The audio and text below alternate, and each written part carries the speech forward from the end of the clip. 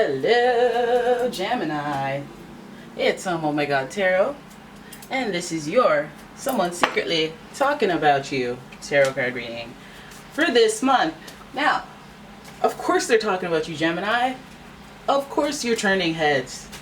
Of course people have something to say because they're always talking about them Geminis. They're always talking about the Gemini, either slander or, good stuff. But we're going to figure it out. We're going to figure out who with the astrology reading cards, and then we're going to figure out what are we talking about? What are they talking about you, even though I'm talking about you right now, so I'm a culprit. We're going to figure that out with the tarot. So here we go with the first card from your astrology reading cards, the Zodiac cards. Aquarius. That could be friends. That could be your friends. Your friends are talking. The energy is freedom-loving, rebellious, idealistic, and technological. Ooh, they might be tweeting about you. They may be leaving posts on walls if you're still into Facebook. I'm trying to get that glare out. They could be out here in these streets writing things in groups, profiles, group texts, digitally. But I think this may be a friend. A fair weather friend? I don't know, maybe not. Maybe they're just talking about you and they're saying good things. We don't know yet. But let's have a look at your next card. We got Scorpio. The energy is intense, masterful, thoughtful, and magnetically charming, but also secretive and possessive. We got that Scorpio energy. That's water on air energy, so there's a little sensitivity in there. I feel like this might even be a loyal friend talking about you. You got that Aquarius energy, so it could be loyal. There could be a unique circumstance around what they're talking about. Like, guess what? I don't like that dress and I have to break it to her because, that's good looking out, We need to talk about your dog. Listen, you need to start brushing your dog. You need to start giving him baths. Maybe that's what they got to talk about. Hey, sometimes tough love, still love. Here's your last card. Oh, we got Virgo energy. Virgo's talking to you. I guess it's because they really think you need to hear it, because they usually avoid everything. The energy around you is dutiful, hesitant, and humble, with a discriminating, diligent, and painstaking air. Sorry guys, this just turned critical, because you already know that Virgos like to criticize. They share your Mercury, so you already know how they execute the talking. They usually have their hand over their mouth like so, and then they go, can you believe it? Right? But let's have a look at your tarot spread. Let's get an idea of what they're talking about, because it could be something so little. It could be something so big. We're going to figure it out what's going on this month with these Aquarius, Scorpio, Virgo people talking about our dear friends, the Geminis. I'm using the pre-Raphaelite tarot deck, giving it a shuffle on your behalf, trying to clarify some things for you. And here we go. Your first card, Eight of Pentacles. I know exactly what you're talking about. You're talking about their business. Watch your own pockets. I'm sorry, I went off. I went off on your behalf, I'm sorry. I'm a ride or die to a Gemini. Oh my goodness. Okay, so Eight of Pentacles would represent that focus that they have on money. Or you're focusing on money. Let's hope you're focusing on your own money, because don't watch my pockets. Listen, I jumped to conclusions too quickly. Let's pull the rest of the cards first before we go in. Then we got the Strength card with that Leo energy in the mix. Leo's up in here trying to do things. That's strength, that's endurance. And your next card is the Page of Swords. That rules gossip. Already very kind of immature. I feel like, as far as what we're seeing right now, feels like they cannot stop talking about your money, your lifestyle, your things. It reminds me of a little bit of jealousy, because that gossip card with the Page of Swords usually speaks to a little bit of immaturity. You're being immature. Then we have the Wheel of Fortune. Okay, so The Wheel of Fortune is in reverse here. So let's hope that doesn't mean the good luck. Oh, you know what? Okay, okay. I see you. I see you. And then we have the... Oh, okay. Big boom. 7 of Wands. We have a jealous Chuck. We've got a jealous Chuck. Okay? I feel like you have a friend that may be less of a friend. That they watched you, you know, jump off the diving board into success in some area. Maybe not all areas, but some areas. And they are like, psh, they only got that because they got lucky. That's what they're trying to say. That's what they're trying to tell you. Because we see the Page of Swords, who's gossipy in nature and a little immature. So even what you have to say is going to sound foolish when you're talking out of your face to other people.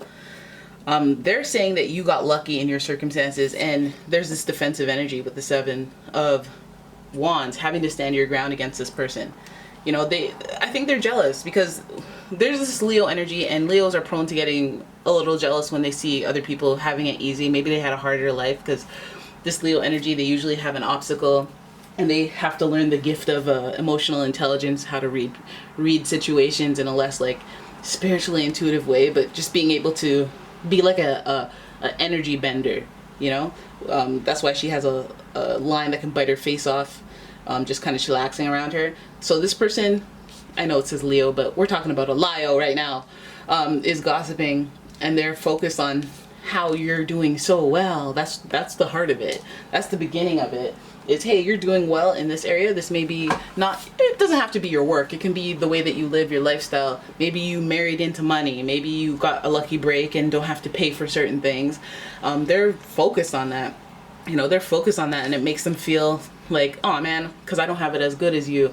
Maybe they don't literally think, oh, I don't have it as good as you, and now I'm mad at you. They don't think about it like that. They go, look at this thing over here who has it all. They have a partner, they got a nice home, they got this, they have family, they got a nice body. Like, and here I am, I can't even stand up. I have no energy because, you know, I broke my leg back in 2002. I used to be an athlete, used to be a runner, you know, a track star.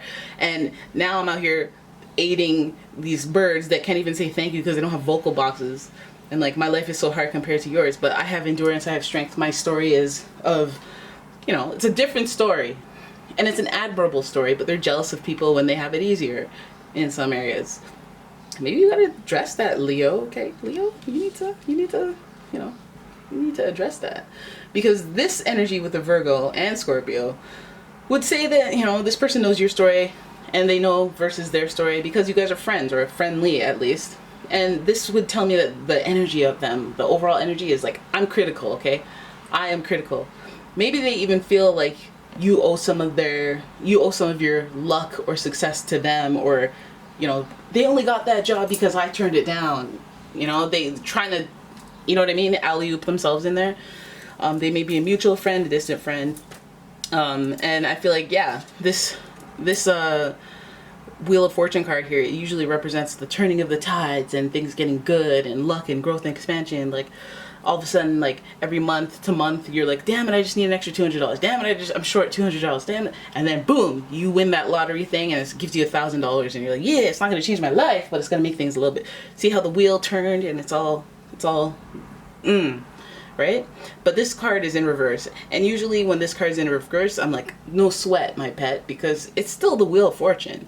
But I feel like, you know, this person is pointing out a lot of luck and a lot of like throwing a little bit of confusion into the life path that you've had, or the circumstance, your story essentially. And I think that maybe this makes you defensive. So whoever you feel that defensiveness energy around, and you can't quite explain it yet, I think it's that person.